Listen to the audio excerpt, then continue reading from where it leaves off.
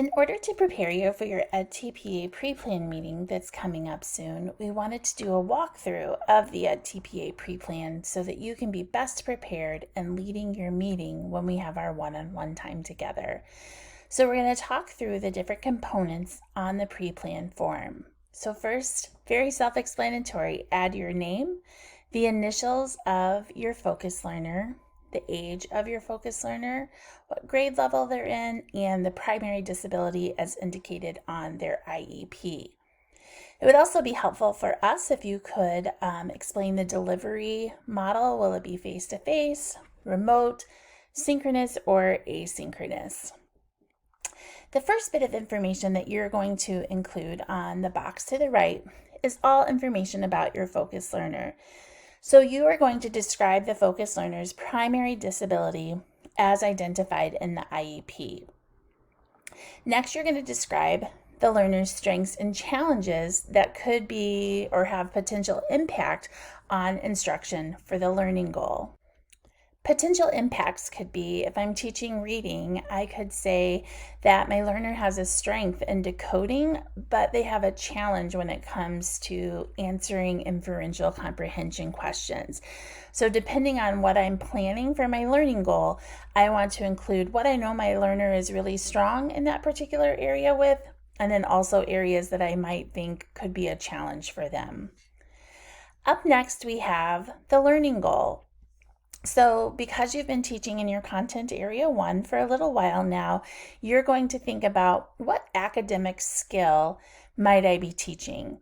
Almost everyone is going to have an academic skill unless you're not teaching any academics at all at your site. If that's the case, then please reach out to your coordinator and we will talk with you about what an appropriate learning goal might be. Next, you're going to put the relationship to the Illinois Learning Standards. So because it is an academic skill that we're going to be working on, your relationship is likely going to be to an academic standard.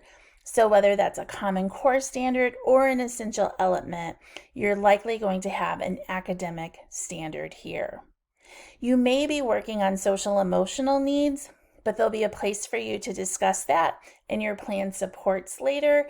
But for edTPA purposes, you can only have one learning goal. Therefore, you have one connection to a standard. Next, you're going to consider what is the relationship to the IEP.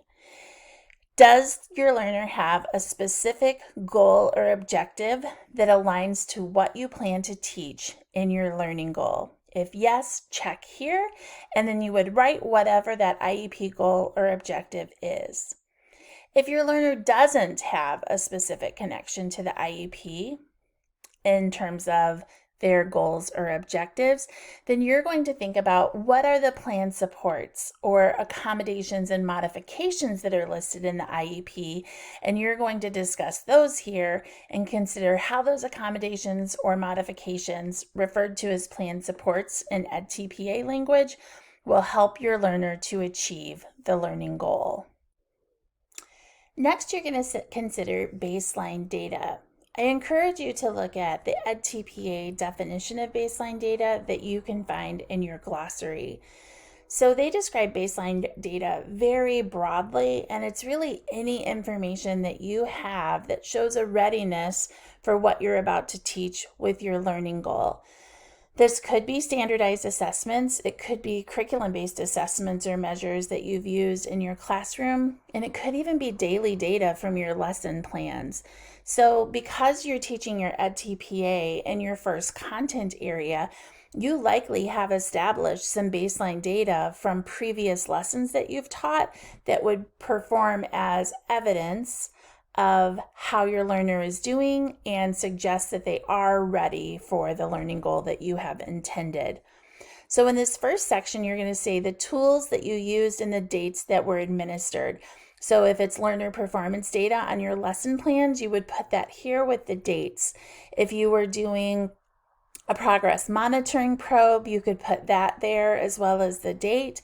If you were looking back at some curriculum-based assessments or standardized assessments, list the actual tool here, the date that it was administered, And then on this side with the performance data, here's where you're actually going to summarize that information and explain what that means to you.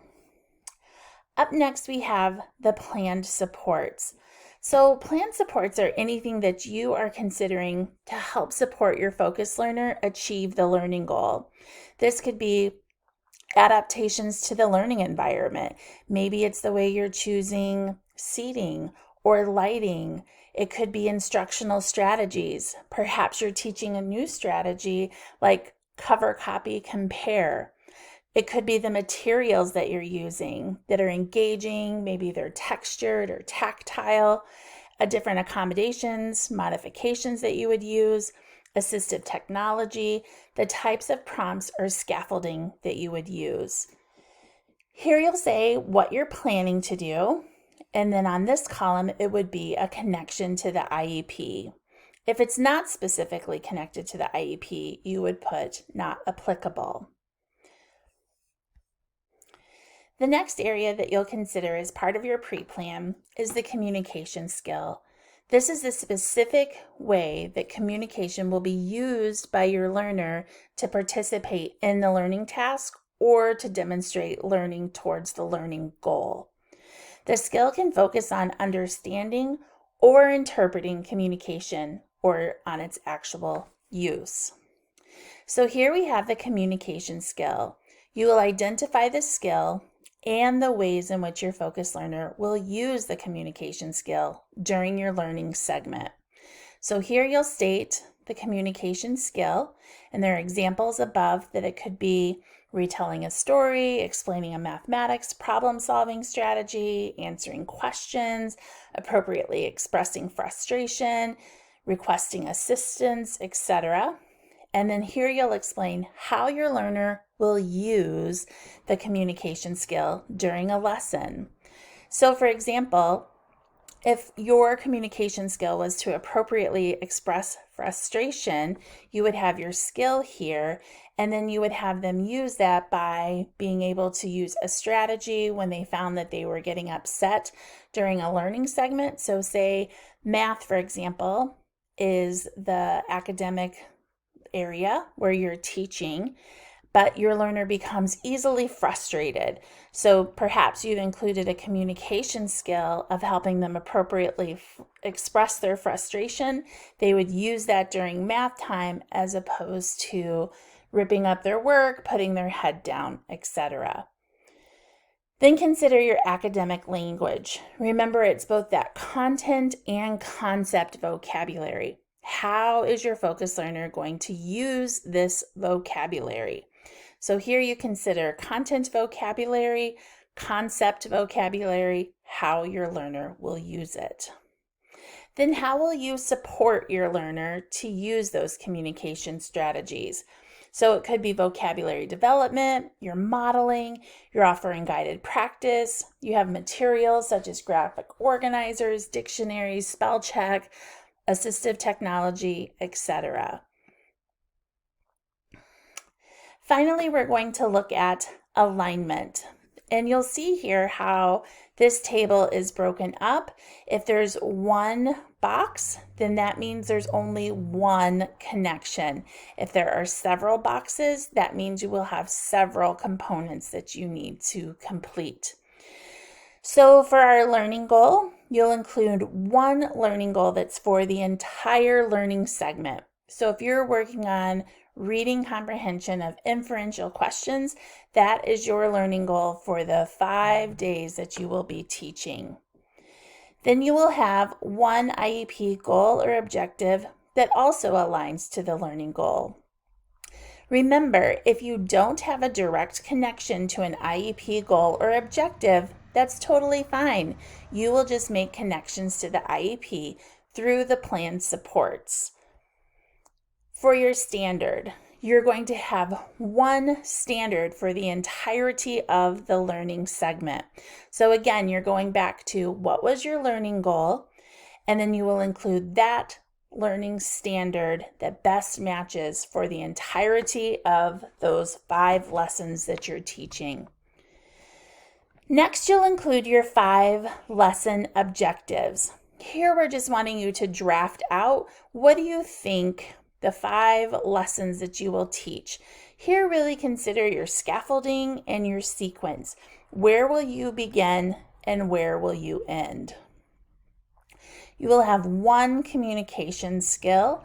So one communication skill throughout the entire learning segment that you will plan for and then discuss later in task 3. Your daily assessment procedures. So this is just like you do for every lesson. You have your lesson objectives and then how you will assess or take performance data on that. And then under your methodology, here you will give one example of some type of a learning task that you might use, maybe a plan support that you're considering, or some kind of accommodation or modification that you might use for each lesson. Again, this is just a draft here of ideas of what you're thinking for those learning segment days. Then you're going to have a calendar here that you're going to include. So consider the days that you are going to teach your edTPA. So you'll see on the calendar when edTPA task 1 is due. You have several weeks between our edTPA pre-approval meeting and when you're actually submitting task 1. You may begin instructing as soon as you submit task 1. So if you submit task 1 on a Sunday night, on Monday, you could begin teaching your edTPA learning segment. So look at your calendar and then plan what 5 days are you planning to teach. Remember, it encourages us to have consecutive learning days, but we understand it's really going to look like the opportunities that you have to teach, because we understand with module and with block scheduling and different things, it may not be a straight Monday through Friday. Plan for contingency days, so if your learner is absent, if there are holidays, plan for those, and any other conflicts.